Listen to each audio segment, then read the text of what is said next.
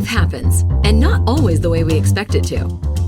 Every single day, we face change, stress, and uncertainty. What if you could learn to thrive no matter what life throws your way? Resilience expert Adam Markell and his inspiring guests explore breakthrough strategies to fully embrace change and build the resilience required to become change-proof.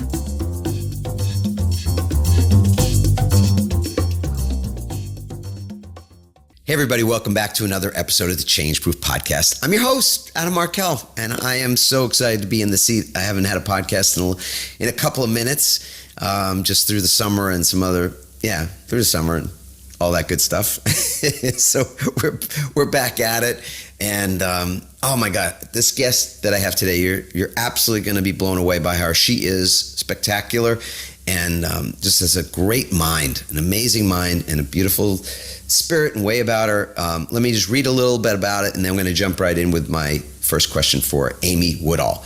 Amy is an expert in mindset and behavior who knows humans, how they think, where they get stuck, and how to move them forward. She's a founder of Conscious Habit and the host of the top-ranked Conscious Habit podcast. Amy and her team travel the globe helping solve problems from the inside out. After all, the root of results begins within.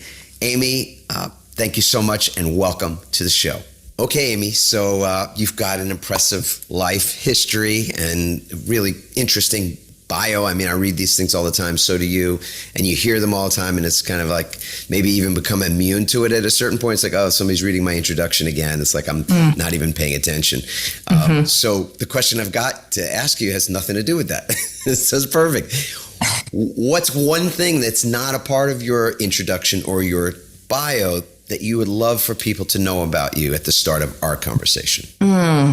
I think it's interesting to reflect on. I did not go to college. At 19, I'll give you a little history of Amy, classic middle child, rebellious. Nobody's going to tell me what to do. Nobody, I dare you to tell me what to do. And I was a little bit of a wild child in high school. I gave my parents every gray hair that they ever had. I dated the bad boy, and there was a sense of responsibility that hit me kind of halfway through my senior year. And I just knew if I go to school, I'm going to piss this away. And there was also this other sense of me that's like, I'm ready to get my life started. Let's go. And so at 19, I became a manager of a retail store, and I was managing a staff of 8 or 9 people. And I was a horrible manager, and I was not good at it. I didn't even know how to lead myself at 19, but I had a decent salary and bought a house at 20, and then became a mom at 21. And didn't really have kids in my future. I was going to move to New York. I was going to be a buyer. I was going to, work in the fashion industry. I had my life all planned. Became a mom at a young age, and was just really determined from there, like not to become what people believed of me. Like, oh, Amy, she's that troubled middle child. And so I think that stubbornness kicked in at the right time. And I just knew I'm going to prove them wrong. And I'm going to do this mom thing the best that I can. And really soon after became an entrepreneur. So first son at 21, second son at 23, started my first business at 24, and have been an entrepreneur in different ways ever since. So the thing that people don't know about you is that you're stubborn? Oh, yeah. Well, I mean, they probably could be like, duh. I was just going to say, people who know Amy would probably be like, oh, no, that's nothing new here. I mean, surprise. This is not revelatory. But for the audience anyway. Okay. Yes. That's not a part of your bio. I'm stubborn. I'm tenacious. I think there's an element of what we might call stubborn or obstinate, or even somebody just sort of is driven by proving other people are wrong, or proving that we're right, that is a through line for successful entrepreneurs, at least, and even successful leaders, frankly. Yeah. And I don't know if that's a good thing, but that's a thing. It is a thing. And I think I'm grateful that I had ego at the right time. And now in my older years am working to learn how to put ego in a different driver's seat. It is, it served me. Say more about that. Yeah. Yeah. It served me until it didn't. We teach a lot about ego and conscious habit. It's a part of our framework that we teach, is helping people understand when their ego gets hooked and their ego gets pushed, and there's lots of different versions of ego. And ego is not just like, hey, I'm right. Ego is not just the like my version, which is dig their heels in and, go get her. That's one version of ego. Ego can also be the people pleaser. Ego can be the perfectionist. Ego can be the person who changes who they are in front of any person in front of them as a means to be accepted. Ego shows up in different ways for all of us. And it's there to protect us until it makes a mess, And so for me, what I've learned in my own journey, which is what I now become passionate about, helping other people, operate beyond, is that if ego is in the driver's seat, I think it's Marianne Williamson who has shared this quote that under ego's guide, we search, but we do not find. And I think that if ego is driving, that we often believe that our happiness or satisfaction or fulfillment will exist on the other side of something.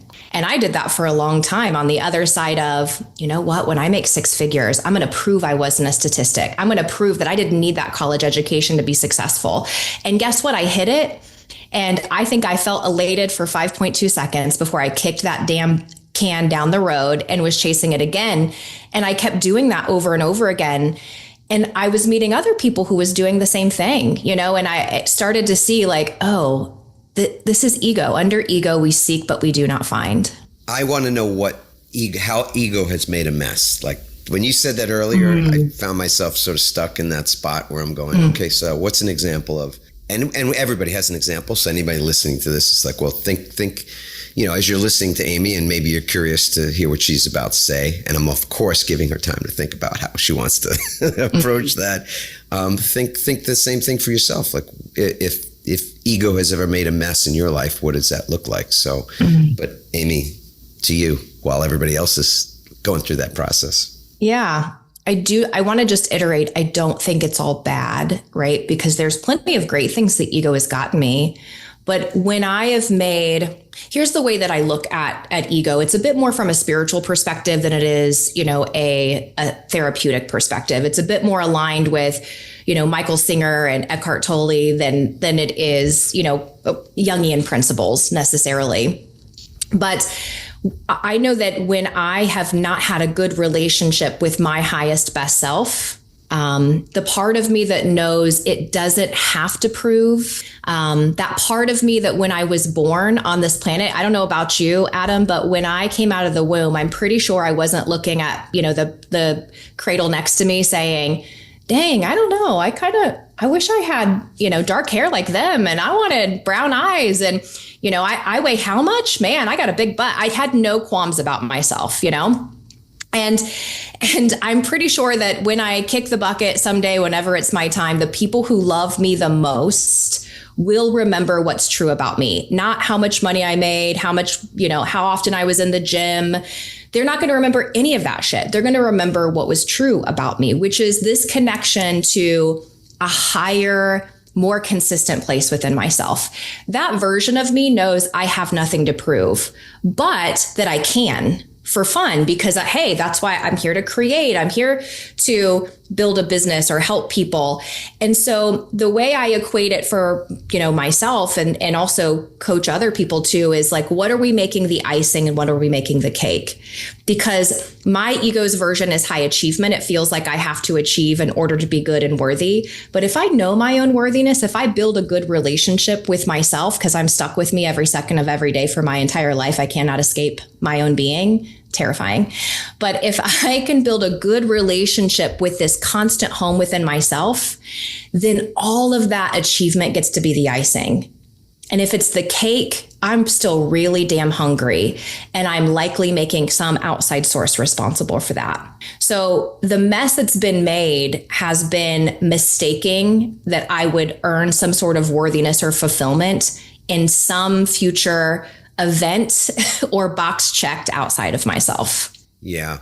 And that's, I guess, a mess that happens or I'll just say for me, that was a daily mess. I mean, it's for the most part, because it's such a driver for driving toward achievement, or pushing yourself beyond what is sometimes reasonable limits. Thinking that it's okay, or it'll be okay, because in the end, the end itself justifies the means, and that whole sort of end justifies the means philosophy, which I do think it is. It's not a law or a as you say, it's not something we're born with. I don't think it's a natural, and it's something that's naturally a part of us, but it's a way that we survive in the world. And how we develop that story around what it takes to survive, or what it takes to cope, or any of those things, I think really does go back to places much earlier in our lives, and all that program. You mentioned a book. I mean, you mentioned a couple, but the one that as you said it, I'm thinking, yeah, I'm due for a reread. I don't know how many of you guys have books out there that you just sort of read every once in a while, and over again in the course of a lifetime. Those are good books. I'd say those are really useful. Michael Singer's The Untethered Soul. I know he's got other books, and I forget right now the name of another book of his that was pretty cool too. But The Untethered Soul literally rocked my world. There's a few books like that. You mentioned Marianne Williamson, of course. Return to Love. I think it's A Return to Love. That's hers. Like just amazing stuff. But that Michael Singer book is phenomenal. Do you know that book well? I do. I'm putting you on the spot here. So is there a part of that book or a section? I know there's like 4 chapters in a row, and I'm trying to think it's probably 12, 13, 14, 15 or something like that, where he's describing the thorn in the paw, and how we kind of build our lives around these injuries that we've got, these little thorns or not so little thorns in our paws, and then we create a construct to make sure we never touch the thorn, that nobody ever touches that thorn. But yeah, what were you thinking of when you mentioned him earlier? Was there something in particular? Oh yeah. I mean, I listened to that book for the first time in 2017. And there was a moment, I remember driving down the interstate, where there was an instant perception shift. And I recognized in that moment, based on his insights of, have you ever noticed when you're not talking, there's a little voice within that is talking, and this, concept of this inner narrator. And I remember this perception shift where prior to that, I had believed that I am just a witnesser of life. I am just watching life unfold around me. And then that's informing me what's happening next. And that instant shift, it was like I recognized that life was happening from the inside out, that my eyes saw what my brain believed to be true. And so my experience in the world was a matter of my inner hardwiring, my inner belief system, how often I listened to that voice, even believing I was that voice. That's the thing that book taught me so deeply, and really inspired a lot of the work I get to do today for myself too. By the way, Adam, I am my greatest student. I mean, I think that half of my clients, I joke and I'm like, this is my therapy, right? But what that really taught me was like, I am not my thoughts. And yet I have allowed my identity to be connected to this mind that thinks erratically, and just how much unnecessary suffering comes because we believe these stories that are created in the mind. And it really put me on a path of learning how to create separation between my thinking and the thinker, creating a habit of greater consciousness. Yeah. I mean, it sets up a really, and I don't know that I've ever thought of it exactly this way. So that's what's great about conversation. That's what's great about when you get to connect with somebody, especially somebody you never have connected with before, because you and I are doing this for the first time right now. That there's this sort of tension between who we are and what we think. And it's odd, right? But there's a part that is weird to be thinking, yeah, I am not my thoughts. Huh? What? And then, I don't have to trust my thoughts. Go, what? Because, a lot of our audience and a lot of the people that I speak with and work well, our company is involved with are business people. So I'm mostly focused on leadership in that regard. Yeah. But again, what we're talking about is our company isn't leading an algorithm. We're not leading AI. We're leading people. We're helping people to lead other people. And that's still the way it is. And I hope, and I don't even hope, I know for sure that's not changing anytime soon, and certainly not in our lifetimes. That's not a bold prediction, I don't think. So for you to say to a leader, what's the most important thing for a leader to be able to do? And I would say to trust yourself. You cannot lead anybody if you're in your own brain going, I don't know, should we go left? Should we go right? Which way? And, any road will take you there. No. So you have to trust yourself. But at the same moment, to say, yeah, you got to be able to trust yourself, and to also say, but I don't trust my thoughts all the time because my thoughts aren't trustworthy. They can lead me astray. They can go, they're not even who I am a lot of the time. In fact, most of the time, they're probably not who I am in actuality. Is that what you were kind of getting at? It is. And I think this work started. So I listened to The Untethered Soul in 2017. At the time, I was a performance improvement coach in organization. So I would be hired in by leaders to come in and help them up-level their sales teams, their service teams. My specialty was in client success. And a lot of what we would deal with was not just teaching them these tools on how to become better in their roles, how to grow their sales, how to retain their clients, but it was also dealing with, I'm sure you've seen this, Adam, that sales and service hate each other with all their heart and soul in every country and every industry.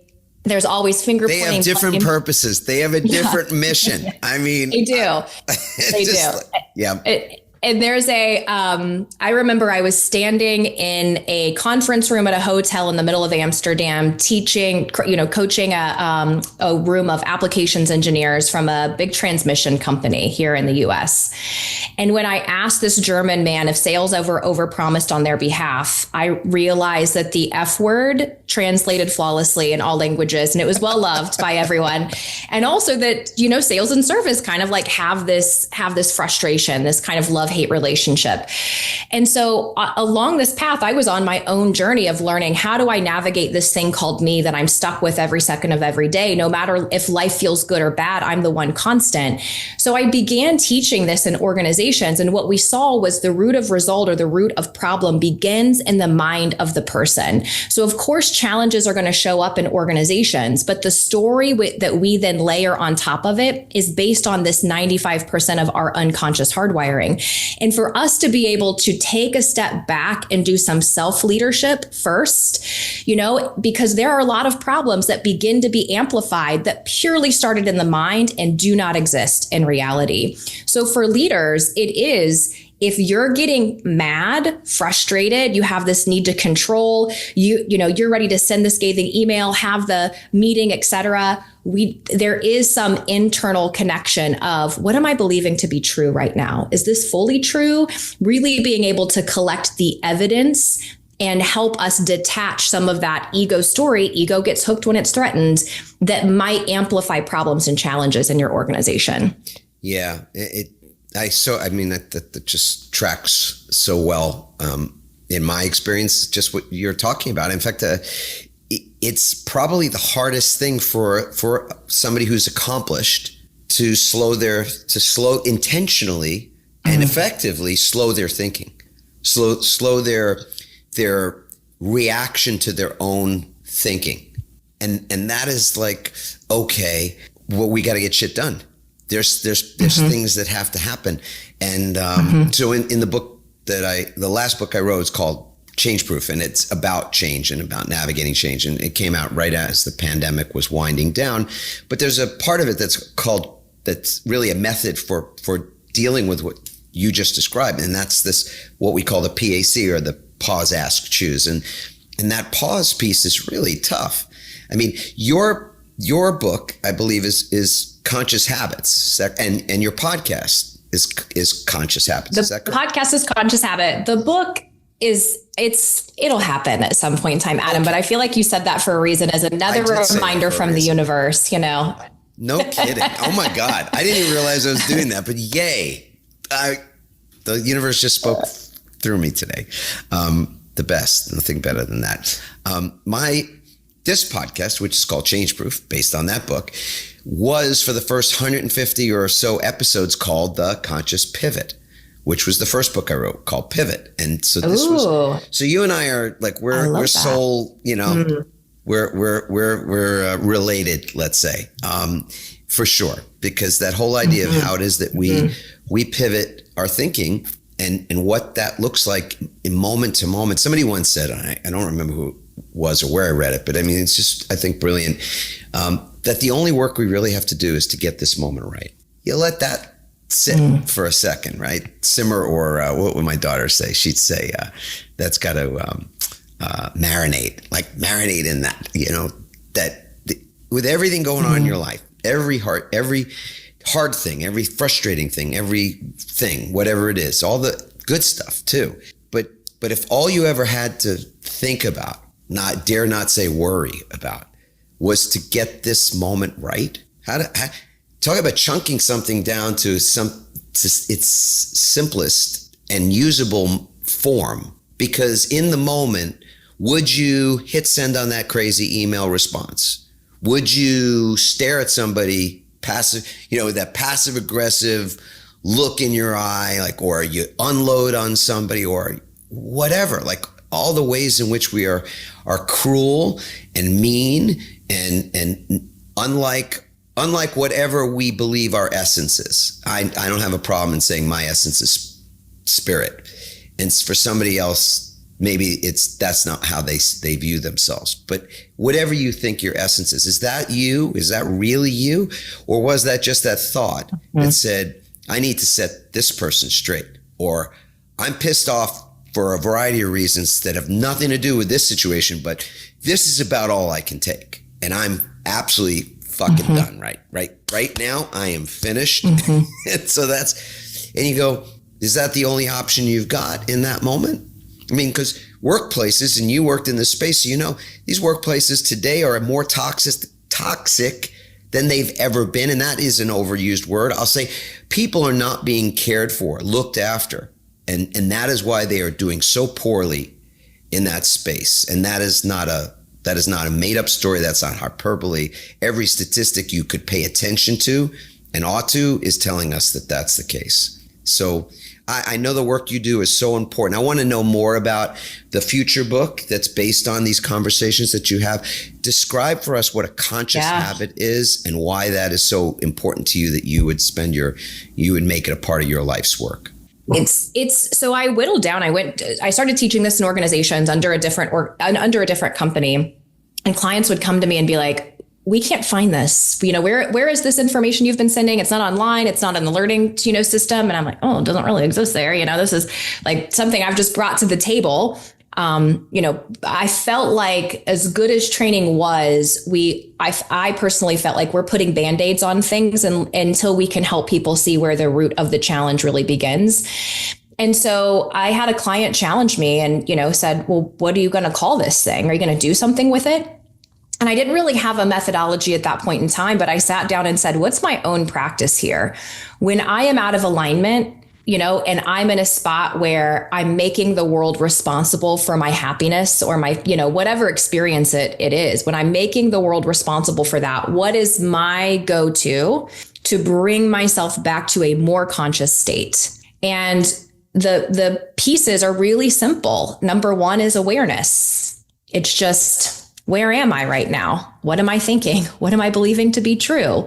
What's happening within me? It's so fascinating. I think that our challenges really reveal such a great opportunity for us to explore what we believe to be true. Because Adam, you and I could have a conversation and you might say something that pushes a button within me. And I might want to make you the asshole because that's what we do. And Cartman's drama triangle pops up. But the reality is that existed far before you showed up. And so you just happened to be the gift that exposed it for me. And so awareness allows us to just create and, stop and pause, to your point of what you teach people, and just take a look at what's happening. We can't change anything we don't acknowledge. So awareness is the first piece. The next is ownership. And I'm so passionate about, the other book that I have in mind is called How to Own Your Shit Without Losing It. Oh my God. I had myself on mute, but I'm just laughing out loud. What a great title. You need to literally lock that down. I'd go buy that URL, and you need to get at you, like, solidify that content, that IP. That's so good. And the ownership piece is really teaching people, well, what do I control here? I control how I think, feel, and respond. I cannot control how the world thinks, feels, and responds. I can hold it accountable. I can influence it, but I cannot control it. And so then to take radical ownership over, what's happening within me right now, and who do I want to be? And so we have this, this ownership component that we teach. We also teach regulation. So I am a certified meditation teacher. Actually, we take a group of women. This is a separate company I own called High Vibe Tribe Retreats. We take a group of women. We're getting ready to go to Costa Rica. We spend 7 days doing yoga and meditation and breathwork and visualization and transformational work. And I'm really passionate about the power of teaching people how to meditate in a way that works for them. But we teach presence, which is, hey, guess what? If your nervous system is dysregulated, your thinking is dysregulated. So how do we know when our nervous system is in a stress response? We often go to our mind for information, and I lovingly say that our mind is a little bitch. It is just, its only job is to find whatever evidence we've told it to find. So if I'm like, I'm not really stressed, my mind will go, yeah, you're right. You're not really stressed. Meanwhile, my body is going, hello, have you asked me? Because I'm the one who has this information. So we teach this concept of presence. Where is my thinking? Is my body regulated? How am I showing up for other people? We dig into ego. We help people understand their ego's persona and when it's leading versus not, and how to put it in service of what they do. And then the last piece, we teach people how to interject love, because my belief system is that is the truest part of us, is this loving aspect. And so how do I interject love as a leader? Accountability is love. Listening is love. Challenging is love. Those are the components, the main components of what we teach. Right. Feedback can be love. Feedback can be love. Yeah. If the root of it is love, like if you're wanting to pour into somebody and help them, then your feedback is rooted in love. And if what you want to do is belittle them or put them in their place, or whatever your other motives are, then the root is something else. It might be fear, probably just fear, right? But it comes out as hate or something else that's just fear in disguise. And then you wonder why people don't want feedback from you. Yeah. And probably why you get shitty feedback yourself. And you go, oh, so that's how that works. Yeah, so fascinating. Oh my God, Amy, I literally, we're simpaticos. I feel like I could talk to you forever and for hours. So really, really cool. I want to know a little bit about how it is that you are seeing the world of work. I know you're not, like your work seems to be taking you in some other directions and leading women's retreats and coaching and that kind of thing. But what's your take on because the people that you are working with in those scenarios, I'm sure what they're telling you when they're talking about themselves is they're saying, I'm frustrated here or I'm in pain there. And sometimes the story around that is the shitty boss that they've got or the frustration in not being able to achieve something that they want. So any thoughts on what is broken in the collective culture of the workplace? Yeah. I know, again, I've asked you a lot of really big questions, so I appreciate you being able to, just lasso some part of that. I think, and we do work in workplaces. I mean, we work with leadership teams and are like, do y'all know when each other's egos get hooked and what that looks like? And most of our coaching is done with a lot of times CEOs, as we know that adage, it's lonely at the top. They need a safe place to dump all of their shit and not be judged for it, but with a business acumen, backing that can help them untangle, own their part, and then also put some tactical stuff to that too. But I think what I've seen is that even though we say we're rowing in the same direction, we've got a really pretty mission, vision, and values, thrown up on the wall. that a lot of us are serving our personal ego over the greater good. And we don't always know it or recognize it because we're talking the right language, we're pointing at the right things, but our hearts and our behavioral alignment is not always, rowing in the same direction. And I think a bigger thing, because this is my first time being a human that I remember, Adam, probably for you too. Yeah. I think for many of us, the thing that I'm seeing in the workplace is for a long time, we had this belief system of like, you get a paycheck, just be happy and show up, right? And then we started to shift and say, well, many companies maybe believe like we do want our people to be happy here. And so they're connecting more to, mindset. And I think there's some shifts that are happening, but I think this next evolution of work is going to be learning how to interject the soul and what that means. Because when our soul is missing from our work, we will be burned out. Burnout is not a byproduct of a to-do list. It's a detachment from this deeper connection with the truest parts of ourselves.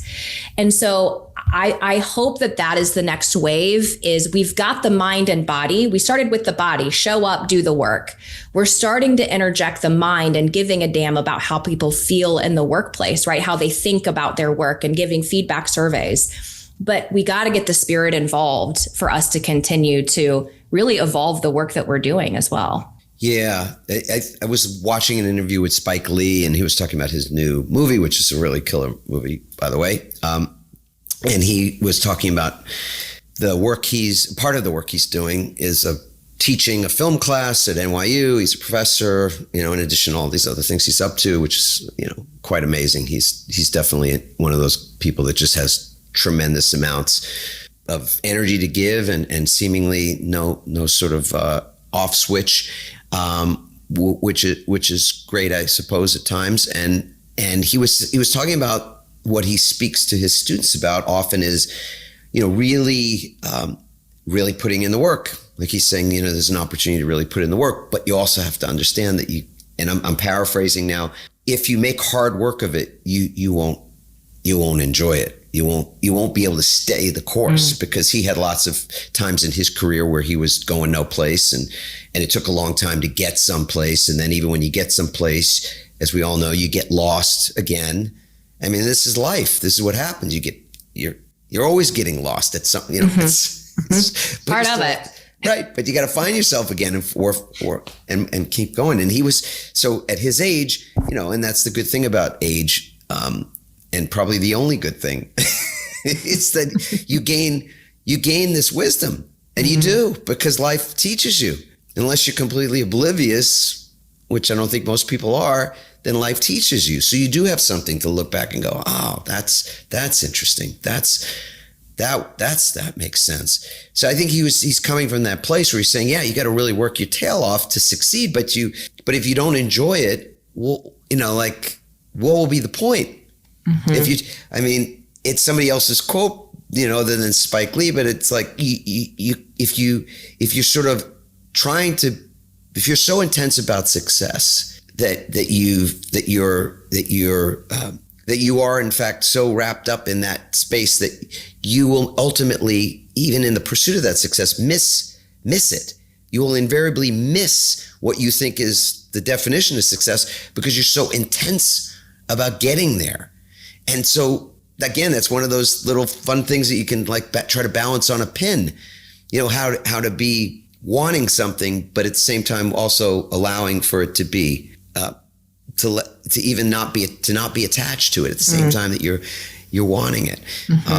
So for him to say, you've got to work, but you've also at the same time got to make something, you got to enjoy it. And if you do it and truly enjoy it, then it's not actually work. It's that kind of concept.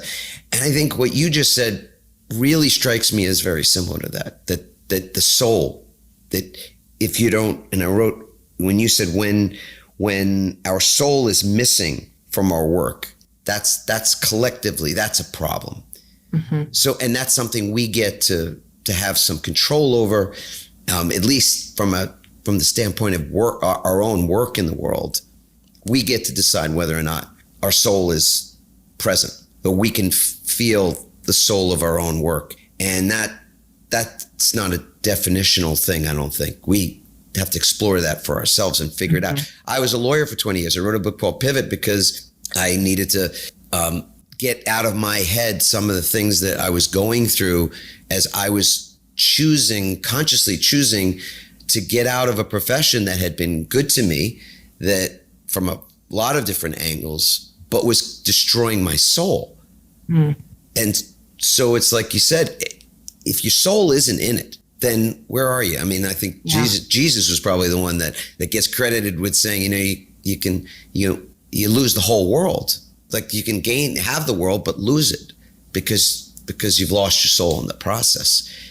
We can't do that.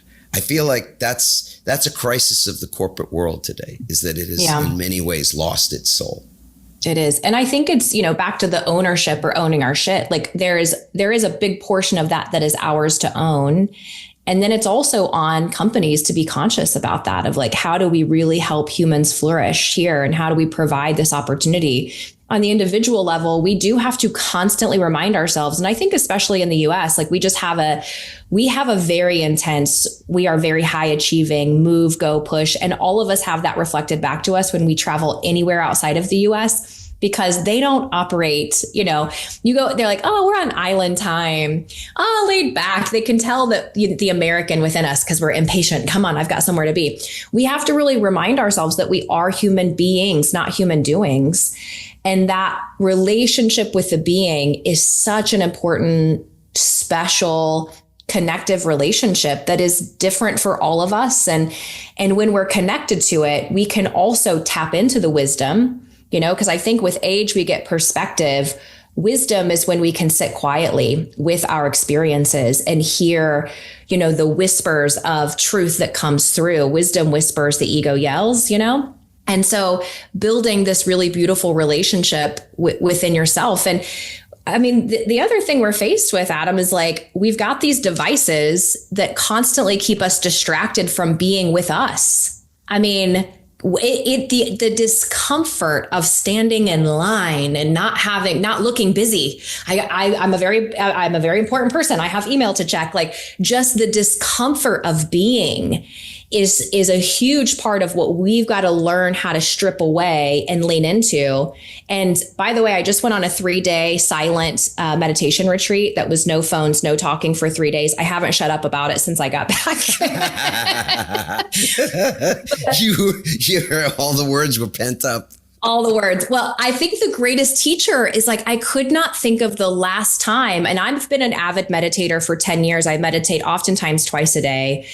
But I could not think of the last time that I allowed myself to fully meet boredom and see what was on the other side. Oh my God. And I had to do that. You're just killing me here. This is hysterical. Yeah. And I mean, killing in the absolute best way. So I'm gonna just, for our audience and for you, Amy, and it sounds like you've read this book. And if you haven't, well, then you're going to freaking love this. Okay. John Mark Comer wrote a book called The Ruthless Elimination of Hurry. Ooh, The okay. Ruthless Elimination of Hurry. A great title, like the titles of your future books. And it's tracking to some of the things you just said, including what you just said about boredom. And it is absolutely, the caveat to this, not a warning, but a caveat for people that might go out and buy this book too. And I hope you'll be checking out my books if you haven't already. Thank you for that. But if you go get this book, know for sure that it is a book that takes this, it's a spiritual approach to this issue of hurry. I think that a person who has no, is agnostic or is an atheist would have no issue in getting something really valuable out of this book. So that's what I would say. So if you do go get it and you do start it and you do go, oh, well, they're talking about, or he's talking about this thing, and it's like, oh, that's strikes of religion or strikes of whatever, just like deal with it for a moment and get 50 pages in. That's one of the things we lay out in our books, is this sort of challenge around people starting something and then not finishing it. So Yeah, get 50 pages in and see if you can stop reading this book. It's really got a lot in it. And my God, speaking of a lot, Amy, you have gotten just taken us down some really beautiful paths today. And I'm feeling like this is part one, because these conversations are not super long and we're kind of at the end here. I'm going to ask you one last question, but I really do want to invite you back to have another. Yeah, I'd love that. And please, I would love to have you on our show. I mean, we interview listen, I think this consciousness things, it takes a village. We're all doing our own part in how we're called to raise consciousness through our own stories and ways that are impactful in businesses and other areas. And it truly takes a collective. So I would love to have you on Conscious Habit as well. I would love that. Yeah. I mean, to me, the difference, so we define a conscious habit, funny enough, as a ritual. Because like a habit is like you brush your teeth with whatever hand you brush your teeth with, and then you don't even think about it. But that's a habit. But a conscious habit is something different. And I'm guessing, I'm intuiting that that's at least some part of what you get at in your discussion. So I'd love to. That would be amazing. What I want to know is there, maybe you've answered this already, but if so, I got to follow up. Is there one thing that you do, one conscious habit that you have every single day that contributes, that gives back to you, what we would refer to as resilience, like a resilience bank account? Now, the key to resilience is to deposit more than you withdraw. So what are you depositing into your resilience bank account in the way of a habit each day? What is that? I have a love practice. So it's really filling for me in many ways. It is starting off my day as part of my meditation, where I am filling every cell of my body up with just this unconditional love and giving myself what I might expect the world to give me. And then I practice, it's kind of like a loving kindness practice, often practiced in Buddhist traditions. I practice sending that love to whoever I'm going to connect with for that day. So if I'm speaking, I do a similar, Adam, I'm traveling all the time, speaking somewhere. I might send it to an audience I haven't even met yet. I, send it to you, and you and I have not met yet, of how can I just pour love into the energy of love into everywhere I'm going to show up. And I feel like the hardest part has been done then, and I can walk around knowing that I'm bringing the right energy into my day. It really helps me, fill up that tank. And I think spread that good in the world too. Beautiful, Amy. I do have a part B. I didn't expect that was going to be what you say. I thought you were going to say meditation. So I'm going to just follow the thread here and ask, is there one symbol for the people that either haven't done it or haven't done it, been able to keep doing it or haven't done it well, et cetera? Is there one simple practice for meditation that you could say, here's a beginner way for you to start? Yes. I have to first say, please know, meditation is not clearing your mind. Many people feel like they're failed meditators because they're like, I can't stop thinking. And it's like, yes, the goal is not to stop your thinking. This isn't Zen Buddhism. The goal is to notice your thoughts. And so a very simple practice of just being still in the body and inviting a little more stillness into the mind is go to your breath. It's our life force. First thing we do when we are born is we inhale. Last thing we do when we say sayonara is exhale. So slowing your breathing down, breathing in for a count of 4 and out for a count of 8. Slowly making sure that your inhale is starting in the belly first, taking a nice deep breath and not just the shallow chest, sends a signal to our nervous system that we are safe. Love that. Again, I'm looking forward to part 2 of this. I know our folks have loved it already, and I'll say to our audience as well, we'd love to hear from you. So if you've got comments, feedback, questions, you can go to adamarkel.com/podcast and leave those there. We'd love it also. And this is really an ask. It's a request. And I get it that we all have lots going on. So if you can make a minute to just rate this podcast on whether it's on Spotify or Apple, wherever it is that you're consuming this, on whatever platform, and you can give us that 5-star rating if you feel that way, that would be great. And also share with any friends, family members that might benefit from listening to what Amy has shared or this conversation as a whole. That would be absolutely amazing. And Amy, thank you so much for being a part, to be a guest today, and for the connection, the amazing conversation we've had. Thank you so much. Thank you. And thank you for the good work you do in the world, Adam. And folks out there, one last thing as I say goodbye. If you want to get into that a little more about what Amy was saying about how do you perpetuate loving kindness, what does that look like? There's a book called Soul Over Matter. That's another book you can check out. We gave a lot of book recommendations today. So with that, I will say ciao for now. Well, I just know, as promised, that if you're still listening for the postscript here, that you love that conversation, or you loved listening to Amy, because she is, I just think, a beautiful soul. How cool that we ended up getting there in our discussion, getting to the soul. I mean, how often is it that you get into a conversation with somebody, you listen to someone else's conversation, where they are able to get to that place in a natural way, in a really unpretentious or unplanned way, uncalculated. That's the universe and the mystery of it all unfolding right there, because that was certainly uncanned and unplanned and just beautiful. What she said about the ego and where it is that the ego can make a mess in our lives, and how it is that we can get a beat on that and actually be able to override at times when we're conscious that mess that we create with our egos, I think was just magnificent. And ultimately her way of looking at things through consciousness, through conscious habits, and how we can cultivate those things intentionally for ourselves as a super tool to move forward in our lives and to be able to use it for good in the world, to be a tool for good in the world.